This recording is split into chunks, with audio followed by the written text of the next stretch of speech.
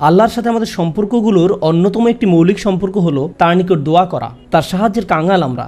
আমাদের ধর্মীয় ক্ষেত্রে তার সাহায্য দরকার, হেদায়েত পাওয়ার ক্ষেত্রে তার সাহায্য দরকার, সত্য পথের উপর টিকে থাকার জন্য, অসৎ পথ থেকে দূরে থাকার জন্য, তার ক্ষমা পাওয়ার জন্য আমাদের তার সাহায্য দরকার, তার সহায়তা দরকার আধ্যাত্মিক ক্ষেত্রে আমাদের ঈমানের জন্য। এছাড়াও জীবন পরিচালনার সকল ক্ষেত্রে আমরা তার সাহায্যের মুখাপেক্ষী। আমাদের পারিবারিক বিষয়ে তার সাহায্য দরকার, অর্থনৈতিক ক্ষেত্রে তার সাহায্য প্রয়োজন আমাদের। আপনাদের মাঝে অনেকেই এমন আছেন যারা ভয়ঙ্কর অর্থনৈতিক সমস্যায় নিমজ্জিত। কেউ আপনার সমস্যার কথা বুঝে না, একমাত্র আল্লাহ এবং আপনি ছাড়া আর কেউ বুঝে না। আপনি আপনার সমস্যার কথা কাউকে বোঝাতে ব্যর্থ হয়েছেন, তারা বুঝে না। একমাত্র আল্লাহ ছাড়া আর কেউ জানে না আপনি কি মুসিবতে জীবন অতিবাহিত করছেন। আমাদের সকলেরই কোনো না কোনো সমস্যা রয়েছে। আল্লাহ নিজেই দুনিয়ার জীবনের এই বাস্তবতার কথা কোরআনে উল্লেখ করেছেন। তিনি বলেন, লাকাদ খলাকনাল ইনসানা ফি কাবাদ, নিশ্চয়ই আমি মানুষকে শ্রম নির্ভর রূপে সৃষ্টি করেছি। হয় আপনি মানসিকভাবে পরিশ্রান্ত, না হয় ইমোশনালি আপনি ক্লান্ত। অতিরিক্ত কাজের চাপে আপনি পরিশ্রান্ত, শারীরিকভাবে আপনি ক্লান্ত, স্বাস্থ্যগত দিক দিয়ে আপনি পরিশ্রান্ত, বয়সের ভারে আপনি ক্লান্ত। আপনার সমস্যা থেকে বের হয়ে আসার জন্য অনেক সমাধান খুঁজছেন, কিন্তু কিছুই কাজ করছে না। এভাবে আপনার সৃজনশীলতাও একসময় নষ্ট হয়ে যায়। আমরা সবসময় পরিশ্রান্ত জীবনযাপন করছি। আমরা প্রতিনিয়ত কোনো না কোনো সমস্যায় জর্জরিত। এই সমস্যাগুলো আমাদের চিন্তাশক্তির বেশিরভাগ অংশ দখল করে রাখে। অনেক সময় ইতিবাচক চিন্তা করার জন্য নিজের উপর জোর খাটাতে হয়, কারণ আপনি যদি জোর করে ইতিবাচক চিন্তা না করেন, তাহলে নেতিবাচক চিন্তাগুলো সবসময় এসে আপনার মাথায় জড়ো হয়ে থাকে। সব সমস্যা যেগুলো সমাধান দরকার, এগুলো নিয়েই আমরা সবসময় চিন্তামগ্ন থাকি। আল্লাহর সাথে আমাদের সম্পর্কগুলোর একটি হলো আমরা যেন আমাদের সমস্যাগুলো সমাধানের জন্য তার নিকট দোয়া করতে পারি। আমাদের যা যা দরকার আমরা যেন সেটা তার নিকট চাইতে পারি। তো আজ আমি যে বিষয়টি নিয়ে কথা বলতে চাই, এমন একটি সিক্রেট উপাদান যার মাধ্যমে আমরা আল্লাহর নিকট যা ইচ্ছা তাই চাওয়ার সামর্থ্য অর্জন করতে পারি। আমরা সবাই বিভিন্ন জিনিস আল্লাহর কাছে চাই, আর সেটা হতে পারে আল্লাহ এবং বান্দার মাঝে একান্ত গোপন কোনো ব্যাপার। আপনি যদি আসলেই আল্লাহর নিকট থেকে আপনার দোয়ার উত্তর আশা করেন, তাহলে কিছু শর্ত আগে পূরণ করতে হবে।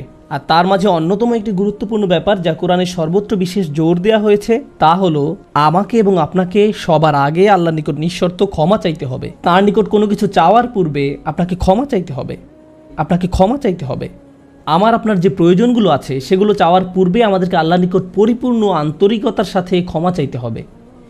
এটা শোনার পর আপনি হয়তো জিজ্ঞেস করতে পারেন, ক্ষমা চাওয়ার জন্য কোন দোয়া পড়তে হবে, বা ক্ষমা চাওয়ার জন্য শ্রেষ্ঠ দোয়া কোনটি? মানুষ বিভিন্ন অকেশনে বিভিন্ন রকমের দোয়া পড়ে। যেমন কোনো সন্তান সম্ভবা মা এসে জিজ্ঞেস করে, কিছুদিনের মধ্যে আমার বাচ্চা হবে, এখন আমার বাচ্চার জন্য কোন দোয়াটি আমি পড়তে পারি? অথবা কেউ একজন এসে বলতে পারে যে আমি চাকরির ইন্টারভিউ দিতে যাচ্ছি, কোন দোয়াটি আমি এখন পড়তে পারি? আমাকে বিশেষ বিশেষ সময় উপলক্ষে বিশেষ বিশেষ দোয়া প্রদান করুন। আমি আপনাদের বলছি, বিশেষ সময়ের ওই দোয়াগুলো অবশ্যই গুরুত্বপূর্ণ, কারণ সেগুলো পবিত্র এবং আল্লাহর কাছ থেকে অবতীর্ণ। কিন্তু সকল সমস্যার ক্ষেত্রে কমন দোয়া হলো, যে একটি দোয়া আপনার সকল সমস্যা দূর করবে, তা হলো সত্যিকার অর্থে আল্লাহর নিকট ক্ষমা প্রার্থনা করা। নূহ আলাইহিস সালাম তার জাতিকে আল্লাহর নিকট ডেকেছিলেন 900 বছরেরও বেশি সময় ধরে। তিনি তাদের নিকট অবিরাম দাওয়াত দিয়ে গেছেন।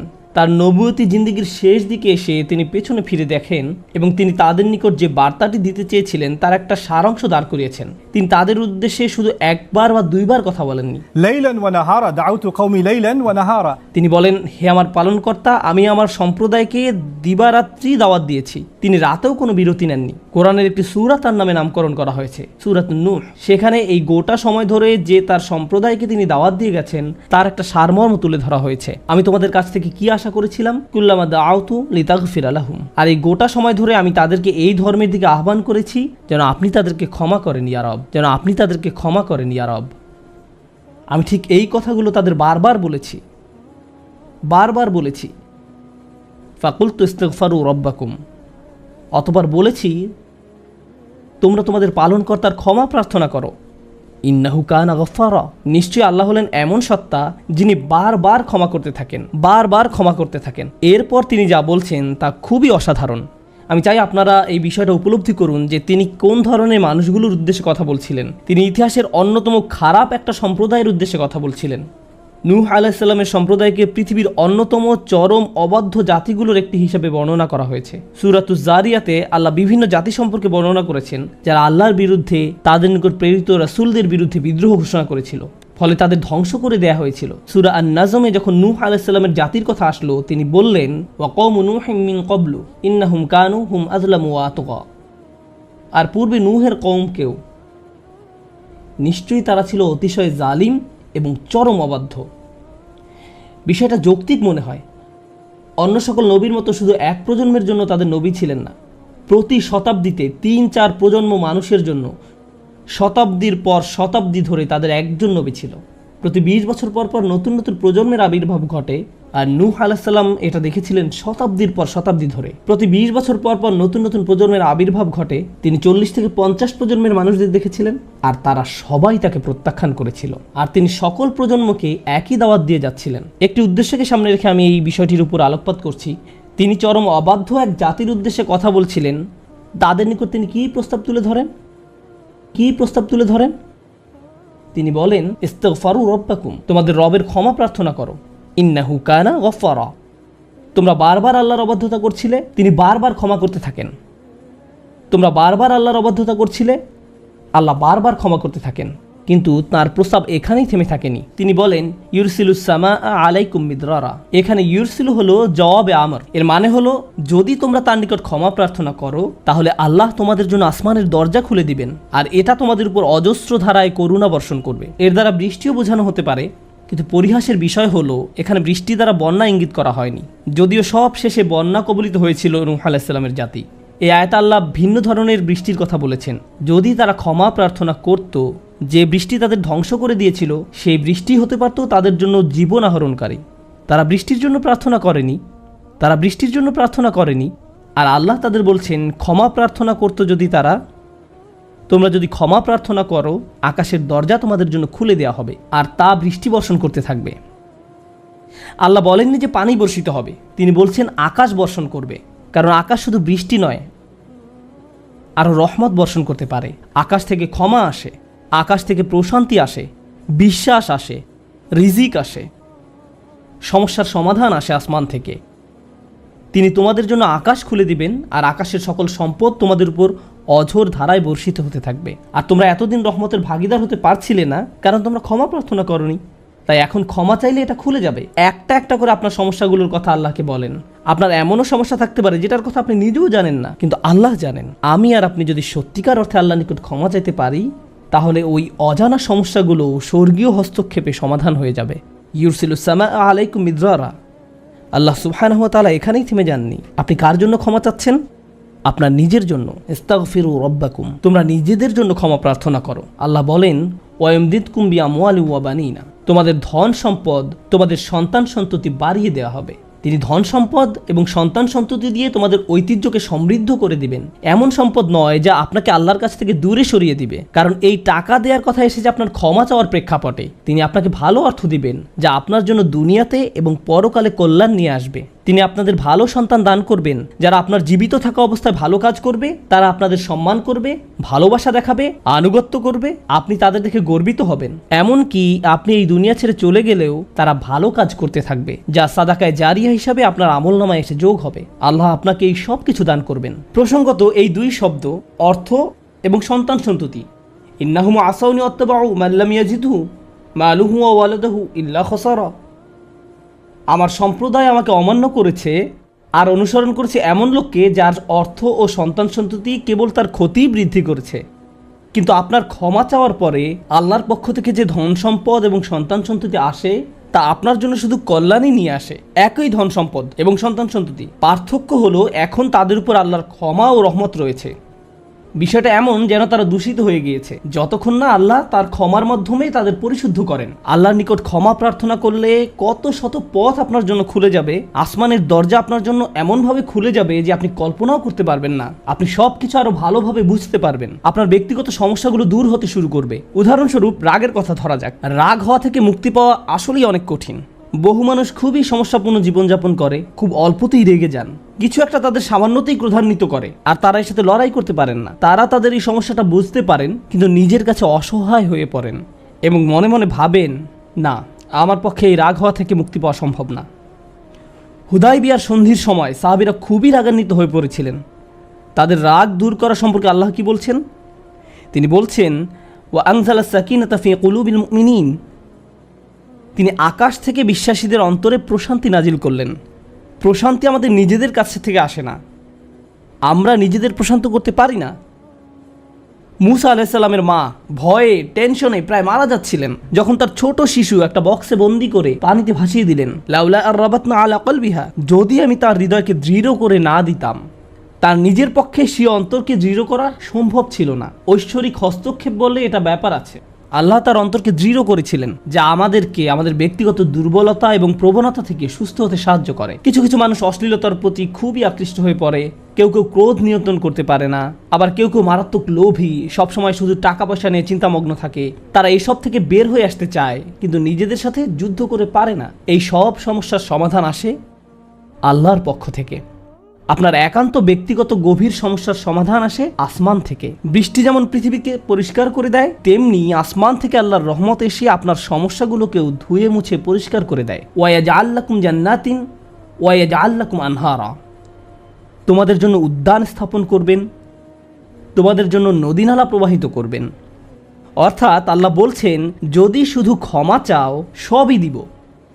আমি আপনি মনে করি যে যদি আমরা আল্লাহর কাছে ক্ষমা চাই তাহলে শুধু ক্ষমা পাবো, কিন্তু আল্লাহ বলছেন যদি ক্ষমা চাও তাহলে এমন কিছু নেই যা আমি তোমাদের দিব না। বিষয়টা এমন যে আপনি ইচ্ছা করলে এক এক করে বিভিন্ন জিনিস চাইতে পারেন, অথবা শুধু ক্ষমা চান তাহলে সবই পাবেন। কি আর বাকি থাকে? অর্থ, সন্তান সন্ততি, আপনার সকল সমস্যার সমাধানে আকাশ খুলে যাবে, বাগান, নদী, সব কিছু আপনার জন্য প্রস্তুত। মানুষ সাধারণত মনে করে যে যদি তার আল্লাহর ক্ষমা চায় তাহলে এটা শুধু তাদেরকে পরকালে সাহায্য করবে, কিন্তু এই আয়াতগুলো আমাদের বলছে না। এই আয়াতগুলো আমাদেরকে বলছে যে না, আল্লাহ শুধু আমাদেরকে পরকালেই সাহায্য করবেন তা নয়, তিনি আমাদেরকে এই দুনিয়াতেও সাহায্য করবেন। একবার হজের কথা চিন্তা করুন। আমার আপনার জন্য হজের সবচেয়ে বড় অনুপ্রেরণা হলো আমাদের অতীতের সকল গুনাহ মাফ করে দেওয়া হবে। আমরা নতুন করে আবার শুরু করতে পারবো। যে কাপড়ে আপনি কবরে শায়িত হওয়ার কথা, সেরকম একটি কাপড়ে আপনি হজে যান। এমনকি হজের সময় যখন আমরা মার্চ করি সে সম্পর্কে বলা হয়েছে, সুম্মা আফিদু মিন হাইসু আফদান নাস ওয়াস্তাগফিরুল্লাহ, অতঃপর তোমরা প্রত্যাবর্তন করো যেখান থেকে মানুষরা প্রত্যাবর্তন করে এবং আল্লাহর কাছে ক্ষমা চাও। হজের মূল বিষয় হলো আল্লাহর নিকট ক্ষমা চাওয়া, এটাই হজের মূল উদ্দেশ্য। আর সেই হজের সময় আমরা কি দোয়া করি? রব্বানা আতিনা ফিদ দুনিয়া হাসানা অফিল আখিরাতি হাসানা অফিল আখিরাতি হাসানা। প্রতিটি তাওয়াফে একই দোয়া পাঠ করা হয়, যা কোরআনে মাজিদে এসেছে। রব্বানা আতিনা ফিদ দুনিয়া অফিল আখিরা, রব্বানা আতিনা ফিদ দুনিয়া হাসানা অফিল আখিরাতি হাসানা। আমাদেরকে এই দুনিয়ার কল্যাণ এবং পরকালের কল্যাণও দান করুন। অন্য কথায়, এই দুনিয়ায় আমাদেরকে এমন কল্যাণ দান করুন যা পরকালের কল্যাণকে নিশ্চিত করবে। এরকম কিছুর অস্তিত্ব রয়েছে, আর এই সব কিছু আমরা তখনই পাব যখন আপনি আন্তরিকতার সাথে আল্লাহর নিকট ক্ষমা চাইব। খুতবার এই অংশটার উদ্দেশ্য ছিল আপনাদের নিকট ক্ষমা চাওয়ার কিছু উপকারিতা তুলে ধরা, ক্ষমা চাওয়ার লক্ষ্য বর্ণনা করা। কিন্তু আমরা এখনো বলিনি যে কিভাবে ক্ষমা চাইব। কেউ কেউ কৃত্রিম উপায়ে ক্ষমা চায়, আস্তাগফিরুল্লাহ আস্তাগফিরুল্লাহ আস্তাগফিরুল্লাহ। কারো কারোর জন্য এটা এত নকল যে একবার আলী রাদিয়াল্লাহু তাআলা আনহু একজনকে এরূপ করতে দেখে বললেন, তোমার ইস্তেগফারেরও ইস্তেগফার প্রয়োজন।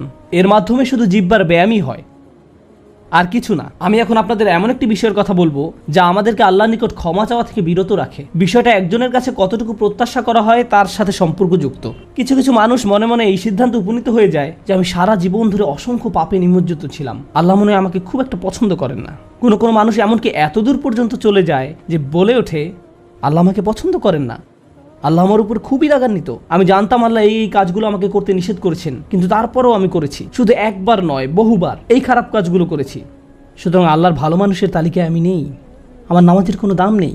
মানুষ যখন নিজের সম্পর্কে এইরকম ধারণা পোষণ করে তখন সে কি করে জানেন? আমি তো খুবই খারাপ মানুষ। আপনি কি আমার জন্য একটু দোয়া করতে পারবেন? কারণ আমি ইতোমধ্যে দোয়া করার যোগ্যতা হারিয়ে ফেলেছি। এখন আপনাকে আমার জন্য দোয়া করতে হবে, কারণ আমি আশা করছি আল্লাহ অন্তত আপনার দোয়া কবুল করবেন। এতে হয়তো আমার একটা সুযোগ তৈরি হতে পারে, কারণ আমার কথা তিনি শুনবেন না।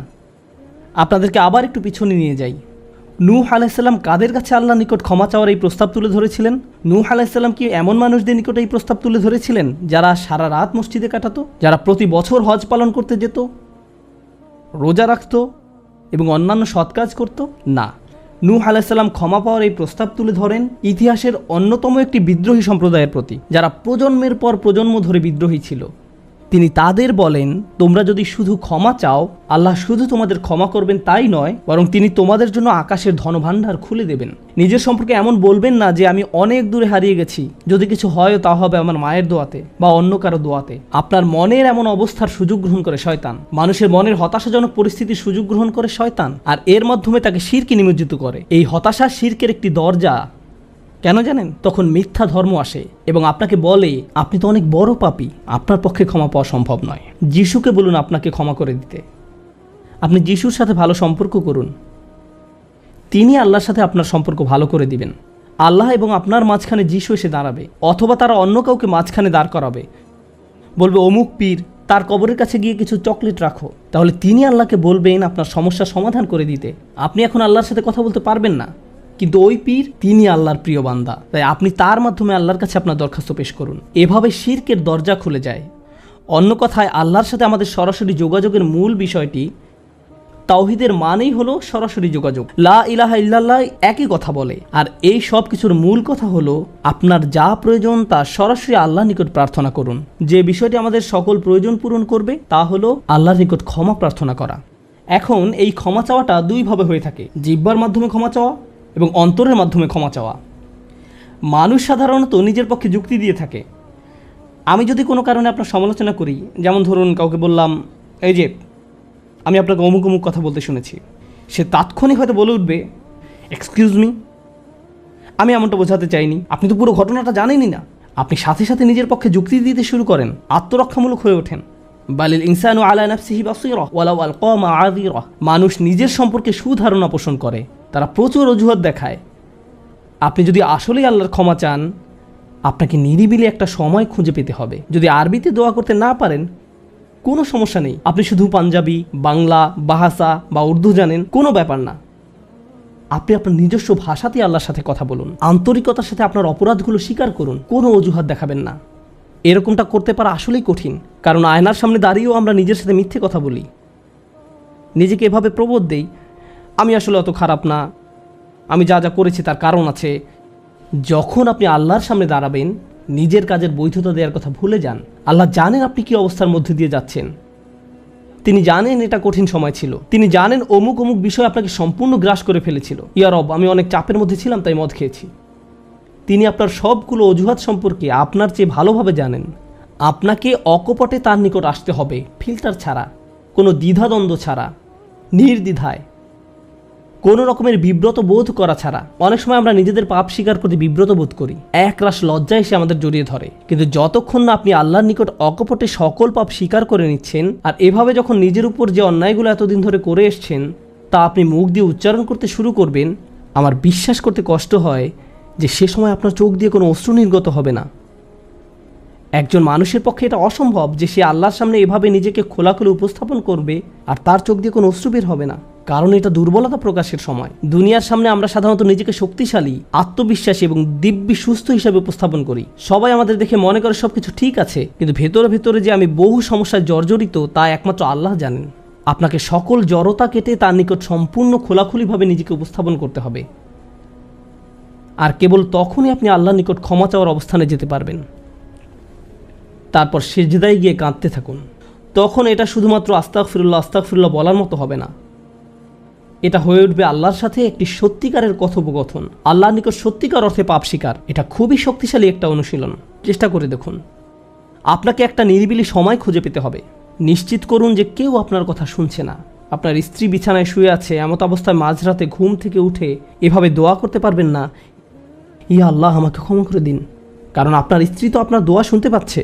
এভাবে করাটা নিষিদ্ধ নয়, কিন্তু একা একা দোয়া করা আপনার জন্য ভালো হবে। মোট কথা, নির্জন কোনো জায়গা খুঁজে বের করুন যেখানে আপনি একান্তে আল্লাহর সাথে কথা বলতে পারবেন।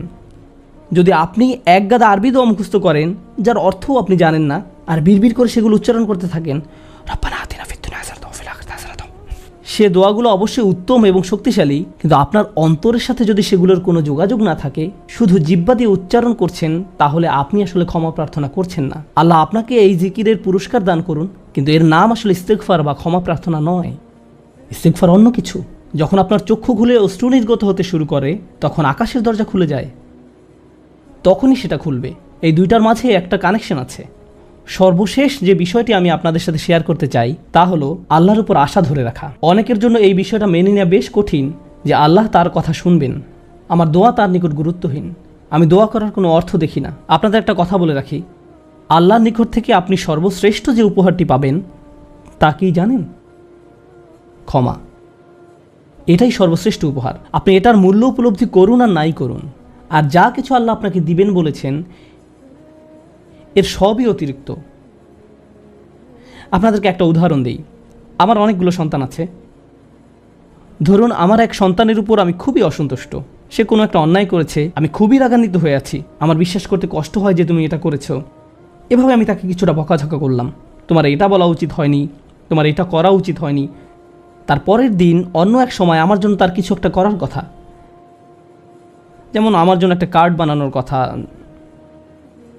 যাতে লেখা থাকবে বাবা আমি তোমাকে ভালোবাসি। সে জিনিসটা আঁকলো, কিন্তু তারপর কি মনে করে কাগজটা টুকরা টুকরা করে ময়লার বক্সে ফেলে দিল। এটা দেখে তার অন্য ভাই বলল, তুমি এটা ফেলে দিলে কেন? জবাবে সে বলল, বাবা আমার উপর খুবই রাগান্বিত, তিনি এটার প্রতি কোনো গুরুত্ব দিবেন বলে মনে হয় না। আমি যদি জানতাম যে সে বিষয়টাকে এভাবে দেখছে তাহলে আমি কি করতাম? আমি কি এভাবে বলতাম যে হ্যাঁ ফেলে দাও? না, বরং আমি আবেগে কেঁদে ফেলতাম, কিভাবে তুমি ভাবতে পারলে যে আমি তোমাকে আর ভালোবাসি না? হ্যাঁ তুমি অন্যায় করেছো, তুমি ভুল করেছো, কিন্তু তুমি এখনও আমার সন্তান। তুমি 1000 বার ভুল করলেও আমি তোমাকে ভালোবাসবো। আমাকে ওই কার্ডটি দাও, আমি সেটা ফ্রেমে বাঁধিয়ে রাখবো, ময়লার বাক্স থেকে নিয়ে গ্লাসে আটকিয়ে রাখবো, সারা জীবন ধরে যত্ন করে রাখবো। কেন? কারণ আমি আমার সন্তানদের ভালোবাসি, তারা যতই ভুল করুক না কেন, এমনকি যদি তাদের আচরণ আমাকে রাগান্বিতও করে। এটা শুধু আমি এবং আমার সন্তানদের সম্পর্ক, কিন্তু আমি আমার আর সন্তানদের নিয়ে কথা বলছি না। এই উদাহরণের মাধ্যমে আমি কথা বলছি আমার এবং আল্লাহর সম্পর্ক নিয়ে। আমি ভুল করি, আল্লাহ এমনকি আমাকে বকাঝকাও করেন না। আমি ভুল করার কারণে তিনি আমার উপর বজ্রপাত করেননি, তিনি আমাকে জাহান্নামে নিক্ষেপ করেননি, তিনি আমার হার্টবিট বন্ধ করে দেননি। যখনই আমি মিথ্যে বলি আমি বোবা হয়ে যাই না, প্রতিবার হারাম কিছু খেয়ে ফেলার কারণে আমার হাত অবশ হয়ে যায় না, হারাম কিছুর দিকে তাকানোর কারণে আমি অন্ধ হয়ে যাইনি। তিনি এখনও দিয়েই যাচ্ছেন। আর আমি কিনা চিন্তা করতে শুরু করলাম যে আল্লাহ আমাকে আর ভালোবাসেন না। আল্লাহর সাথে আমার সম্পর্ক একসময় ভালো ছিল, কিন্তু এখন যেহেতু আমি খারাপ হয়ে গিয়েছি তাই ভালোবাসাও এখন হারিয়ে গেছে। তাহলে দোয়া করার কি অর্থ আছে? মনে রাখুন, আল্লাহর মতো কেউ আপনাকে ভালোবাসে না। আমি আমার সন্তান বা পিতামাতার প্রতি যে ভালোবাসা প্রদর্শন করি তা আল্লাহ তাআলাই আমার ভেতরে দিয়েছেন। আমরা এমনি এমনি কাউকে ভালোবাসতে সক্ষম নই। ভালোবাসা আল্লাহর পক্ষ থেকে একটি উপহার। যদি আল্লাহর দুইটি সৃষ্টির মাঝে ভালোবাসা এত দৃঢ় হয়, আমাদের পক্ষে কল্পনাও করা সম্ভব নয় যে আমাদের জন্য আল্লাহর ভালোবাসা কত প্রগাঢ়, যে আমাদের জন্য আল্লাহর ভালোবাসা কত গভীর। কেউ এর বিপরীত বললে তার কথায় কান দিবেন না। একমাত্র যে মনে করে আল্লাহ তাকে ঘৃণা করে, তার কোনো আর আশা নেই, সে হলো শয়তান। সে এটা বিশ্বাস করে। তার ক্ষমা চাওয়ার কোনো কারণ নেই, কারণ তার সকল আশা হারিয়ে গেছে আর সে নিজের সম্পর্কে এটা মেনে নিয়েছে। এখন আপনি যদি নিজের সম্পর্কে এরকম মনে করেন, তাহলে কার পথ আপনি অনুসরণ করছেন? একবার চিন্তা করে দেখুন। যদি আদম আলাইহিস সালাম জান্নাতে থাকা অবস্থায়, আর জান্নাতের চেয়ে উত্তম কোনো জায়গা তো আর আপনার পক্ষে থাকা সম্ভব নয়, তারপর তিনি একটি ভুল করলেন আর আল্লাহ আযজা ওয়া জাল্লা তাকে দুনিয়াতে পাঠিয়ে দিলেন। এখন আদম আলাইহিস সালাম যদি এরকম চিন্তা করতেন, আমার এত বড় একটা ডিমোশন হয়ে গেল, আমি কিভাবে আল্লাহর সাথে আবার কথা বলবো? আমি তাকে এত হতাশ করার পর কিভাবে কথা বলবো? কিন্তু আল্লাহ তাকে শিখিয়ে দিলেন কি করতে হবে, কিভাবে তার অন্তর আবার ঠিক করতে হবে। রব্বানা যালামনা আনফুসানা ওয়া ইল্লাম তাগফির লানা ওয়া তারহামনা লানাকুনান্না মিনাল খাসিরিন। জান্নাতের তুলনায় দুনিয়া তো কিছুই না। তিনি জান্নাত থেকে দুনিয়ায় এলেন, এত দূর নেমে আসা সত্ত্বেও এখনও তিনি আল্লাহর নিকটেই আছেন। এই শব্দগুলোই আল্লাহর সাথে তার সম্পর্ক আবার জুড়ে দিল। দোয়ার উপর আস্থা হারাবেন না। এত দূর নেমে আসা সত্ত্বেও এখনও তিনি আল্লাহর নিকটেই আছেন। আন্তরিকভাবে আল্লাহর কাছে কিভাবে দোয়া করবেন তার প্রস্তুতি এখনই শুরু করুন। মনে রাখুন, আল্লাহ আপনাদের সবার দোয়া শুনবেন। উজিবু দাওয়াতাদ দাঈ ইযা দাআন। এই ঘোষণাটি রমজান মাসের। আমি আহ্বানকারীটাকে সাড়া দেই যখন সে আমাকে ডাকে। এটা আল্লাহর অঙ্গীকার। আর আমি আপনি 1 নম্বর যে দোয়াটি করব তা হলো ক্ষমা চাওয়ার দোয়া। আল্লাহ আমাদেরকে এমন মানুষে পরিণত করুন যারা সত্যিকার অর্থে ক্ষমা চায়। আল্লাহ আমাদের অন্তরে তার নিকট ক্ষমা প্রার্থনা করার তীব্র ব্যাকুলতা তৈরি করে দিন। আল্লাহ আমাদের অন্তরকে এমন নরম করে দিন যেন আমাদের চোখ দিয়ে অশ্রু নেমে আসে। আমরা যারা তার নিকট ক্ষমা প্রার্থনা করি, আমাদের সবার জন্য আল্লাহ আজ্জা ওয়া জাল্লা তার রিজিকের দরজা খুলে দিন।